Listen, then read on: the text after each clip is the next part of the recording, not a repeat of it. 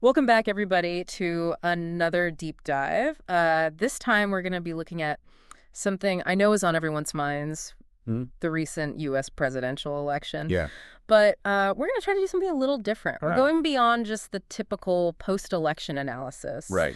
And to do that, we're going to be taking a really deep dive into a couple of impassioned YouTube videos from a guy named Dr. Jose Antonio Cisneros. Interesting. He's a professor and a political commentator. Okay. And he's got some pretty strong opinions about why the outcome was so unexpected.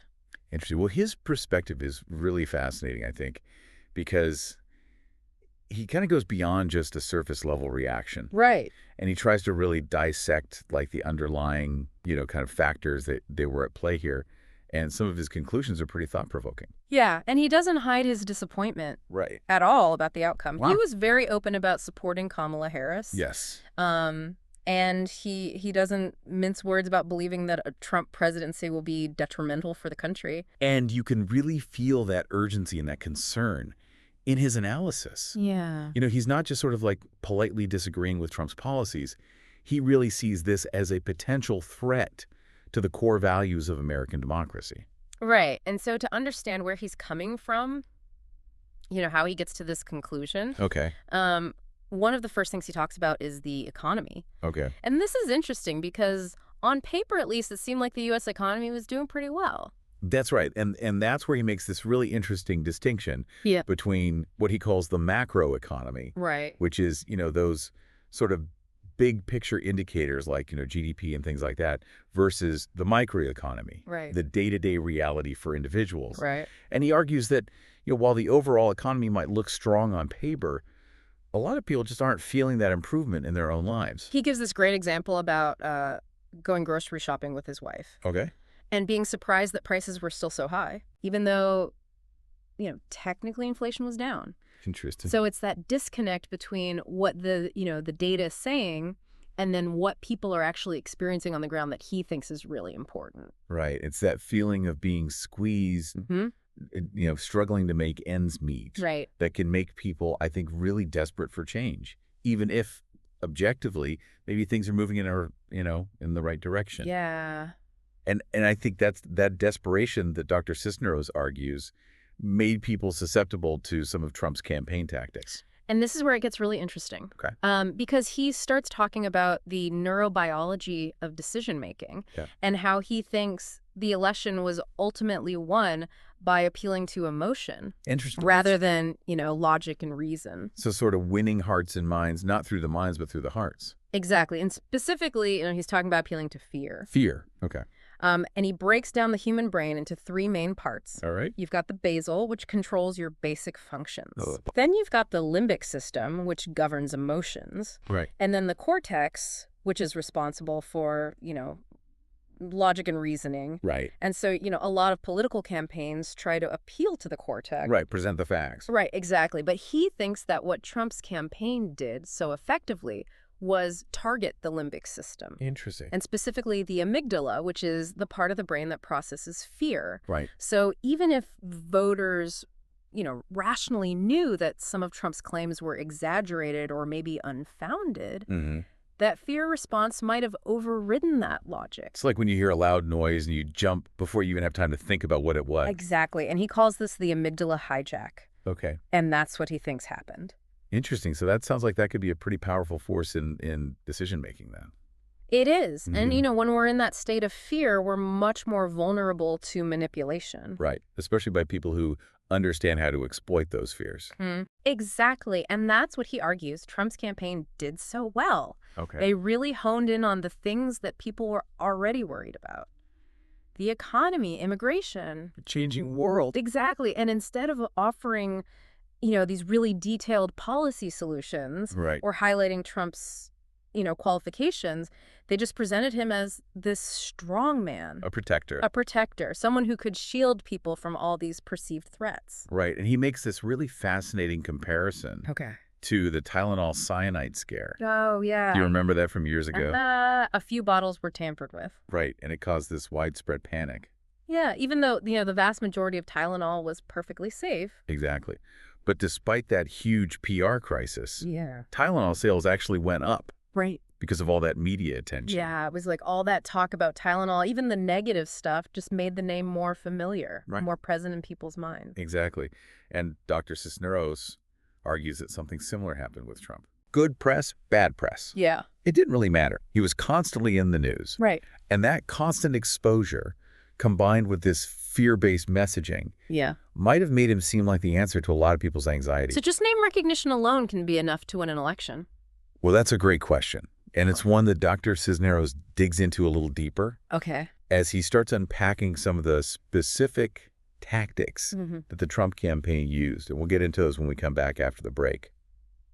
I think it's important, before we get into the specifics of, like the campaign tactics, to understand that Dr. Cisneros, he's not just a casual observer here. He's an immigrant himself. Right. So he's someone who's experienced firsthand the challenges and the anxieties of navigating, a new culture and a new system.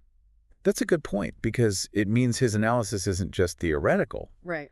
It's deeply personal. He's not just worried about abstract, political concepts. Right. He's concerned about the real-world implications for himself, his family, his community. Exactly. And this really informs his fears about what a Trump presidency might actually mean. Right. Especially when it comes to immigration policy. Right. I mean, he paints a pretty bleak picture. Yeah. Predicting mass deportations, families being torn apart. Right. And this atmosphere of fear and suspicion where anyone who looks or sounds Latino could be targeted. He even uses the term witch hunt. Right. Which is a pretty chilling comparison. It is. Because it suggests like a deliberate and systematic persecution of a specific group of people. And it's not an unfounded fear. I mean, you remember Trump campaigned on a platform of cracking down on illegal immigration, building a wall along the U.S.-Mexico border, and even questioning the legitimacy of birthright citizenship. Right. So these weren't just offhand remarks. These were central to his message. Right. And they resonated really deeply with a segment of the population. So essentially what Dr. Cisneros is saying is that this rhetoric created an environment where these fears could flourish. Right. And he's worried that that fear is going to translate into concrete actions. Right. Potentially even human rights violations. That's his central concern. Wow. He sees a very clear link between the rhetoric and the potential for real-world harm. And it's not just immigration. Right. He's also really concerned about the potential erosion of democratic norms and institutions. Those checks and balances that are essential to a functioning democracy. He goes as far as comparing the U.S. to Venezuela under Hugo Chavez. Wow. Again, another pretty heavy comparison. Yeah. What leads him to that? Well, he points to Trump's tendency to disregard or undermine institutions that he sees as opposed to his agenda. Right. He mentions attacks on the media, the judiciary, even the intelligence community as evidence of this disregard for these essential checks and balances. He also talks about this growing climate of fear and self-censorship. Yeah. Where people are afraid to speak out against the administration for fear of retribution. And he even mentioned that he's been getting warnings himself. Oh, wow. People telling him to stop making these videos because they might attract unwanted attention. That's chilling. It is, because it suggests this potential crackdown on dissent. Right. A silencing of voices that challenge the dominant narrative. Which makes his decision to keep speaking out even more courageous. Absolutely. In the face of these potential threats. Right. He's essentially putting himself at risk to warn others about the dangers that he sees. Right. It's a pretty powerful act of resistance. And it brings us back to his emphasis on the First Amendment. Right. The right to free speech as this crucial tool for holding power accountable. It's that ability to speak truth to power that he sees as so essential. So even amidst all this pessimism, there's a glimmer of hope. There is. A belief that we can still fight back, that our voices still matter. He's not advocating for passive resignation. Right. He's calling for active engagement. Okay. He's urging his listeners to stay informed. Right. To engage in thoughtful dialogue. And to never take their freedoms for granted. He does acknowledge, though, that it's not going to be easy. No. He talks about feeling defeated. Yeah. About wanting to just withdraw from the political arena. Yeah. And just, focus on things that bring him joy and peace. Right. And that's understandable given the weight of his concerns. Yeah. He sees the potential for real harm here. Right. Not just to individuals, but to the very fabric of American society. Okay. He's worried about economic policies that'll exacerbate inequality, about a justice system that'll be used to target and punish vulnerable populations, right, and about a culture of fear and division that'll tear the country apart. So yeah, pretty bleak outlook. Yeah. But before we get too bogged down in the darkness, I do want to point out that he does offer some concrete examples of how Trump's campaign achieved its goals. Okay. And, he talks about this conversation he had with a publicist about the power of repetition in advertising. Oh, that's interesting. And, he was curious, like, why do companies run the same commercial over and over again, Right. Yeah. even if it seems annoying? Yeah. And the publicist's answer was simple. Repetition works. It works. It drills the message into your subconscious, Interesting. even if you're not consciously paying attention. Wow. And so Dr. Cisneros argues that Trump's campaign used this tactic brilliantly. Okay. They identified these key messages, often based on fear and anxiety, Right. and then they just repeated them relentlessly. Through rallies, media appearances, social media, just hammering it home. Yeah, and he also points to the campaign's effective use of populism. Okay. Which, in this context means appealing to the concerns of ordinary people who feel ignored or marginalized by the elites. Right. Trump really positioned himself as the champion of the forgotten man. The outsider. Exactly. Yeah. Someone who understood their struggles and promised to fight for them. Right. But there was also a lot of negativity in the campaign. Yes, and Dr. Cisneros actually talks about negative campaigning as one of their key tactics. Okay, so what does he mean by that? Well, he argues that instead of focusing on Trump's own qualifications or policy proposals, Right. they really focused on attacking opponents. Highlighting threats and just stoking fear. Right. So they effectively created this narrative where the world is a dangerous place and Trump is the only one who can protect us. Exactly. And it ties back to that amygdala hijack we were talking about earlier. Right. By triggering that fear response, they were able to bypass people's rational thinking.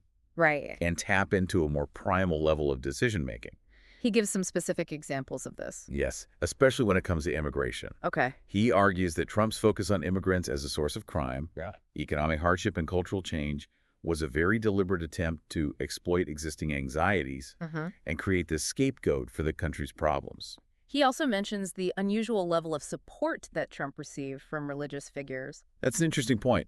He doesn't go into a lot of detail, but it's clear that he believes that this endorsement played a role in appealing to voters' emotions. Right. Maybe by tapping into their faith or their desire for strong moral leadership. Yeah, by aligning himself with those religious leaders, Trump was able to sort of tap into that sense of moral authority and righteousness, which further bolstered this image of him as a protector. Right, like a savior figure almost. Yeah. So we've got this potent cocktail of economic anxiety, fear-mongering, religious appeals, repetition, all aimed at bypassing logic and triggering that emotional response. It's a pretty sobering analysis. It is, and while Dr. Cisneros might be feeling defeated, I do think his analysis offers some valuable insights into the forces that shaped this election. Absolutely. And the potential challenges that we face as a nation. Right, and in the final part of our deep dive, we'll try to unpack these insights further and explore what they might mean for the future. So we've spent this deep dive really kind of exploring Dr. Jose Antonio Cisneros' perspective on this election. Yeah.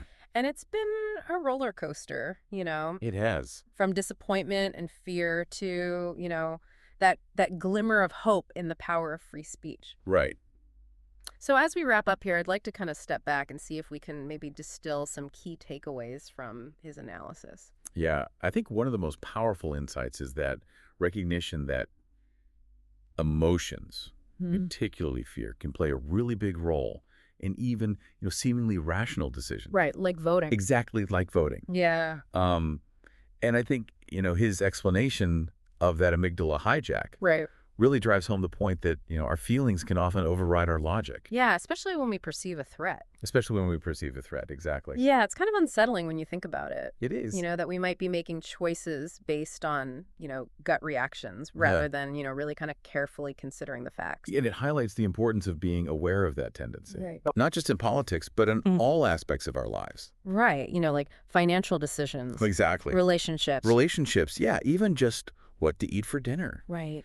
Recognizing the influence of our emotions can help us make more conscious choices. So it's not about suppressing our emotions. No. It's about understanding how they might be influencing us. Exactly. It's about cultivating that self-awareness. Right. so that we can stop and ask ourselves, am I reacting out of fear right now, or am I making a choice based on, a clear assessment of the situation? You also brought up, I thought it was really interesting, that comparison between Trump's constant media presence and the Tylenol cyanide scare. Yeah. Suggesting that any publicity, even negative publicity, can benefit a candidate just by keeping them in the public eye. Yeah. Really raises some questions about the role of notoriety in elections. It does. It challenges that assumption that negative coverage is always detrimental. Right. It seems like, in some cases, just being talked about, being at the forefront of people's minds can create this sense of familiarity and inevitability that actually works in a candidate's favor. Yeah, it makes me think about all those times when I've chosen like a familiar brand at the grocery store. Right. Even though there might be a better option available. Right. We gravitate towards what we recognize. Yeah. Even if it's not the best choice. It's like our brains are just wired that way. It seems like it. Another thing that Dr. Cisneros talked about was the danger of negative campaigning. Yeah. Focusing on threats and dangers rather than, positive attributes. Right. And how that can be really effective in swaying voters. And his example of, how Trump portrayed immigrants as this threat to safety and security is a really, I think, chilling reminder of how easily fear can be exploited. Right, for political gain. Yeah, and it's a tactic that's been used throughout history by people who are seeking to consolidate power. Yeah, create an enemy. Create an enemy. With scapegoat. A scapegoat, exactly. And you can really rally people to your cause. Even if the solutions aren't so great. Even if the solutions are harmful. Yeah, it's a reminder that critical thinking is so important. More important now than ever. Yeah, we can't just passively accept the narratives that we're being fed. Especially when they're playing on our fears and our prejudices. Exactly. We have to question what we hear, dig deeper, and consider multiple perspectives. Absolutely. And that means being willing to have those tough conversations. Right. To challenge viewpoints that make us uncomfortable. Even if it makes us uncomfortable. Yeah, it's easy to retreat into our echo chambers. Right. Just surround ourselves with people who agree with us. Exactly. But that just reinforces our biases. Right. And prevents us from seeing the bigger picture. Exactly. So it sounds like Dr. Cisneros is calling for a renewed commitment to civil discourse. I think he is. To respectful debate and the idea that we can disagree without, demonizing each other. Right. And he reminds us that democracy is fragile. It requires our constant vigilance and participation. It's not enough to just vote. No, we have to stay informed. Hold our leaders accountable. Exactly. Speak out against injustice. So what does this mean for us, the listeners? Well, I think it starts with recognizing the power of our own choices. Okay. We can choose to be passive consumers of information, Let ourselves be manipulated. Exactly. Or we can choose to be active, engaged citizens. Right. Critically evaluating the information we receive. Right, and making informed decisions. Yeah, based on our values. We can choose fear and division. Or hope and unity. Apathy and silence. Or action and engagement. The choice is ours. The choice is ours. Well, thanks for joining us on this deep dive. Yeah, thanks for listening. We hope it sparked some reflection, some critical thinking. And maybe even a bit of hope. Yeah, that even in these challenging times, we have the power to shape our own future. We do. Until next time.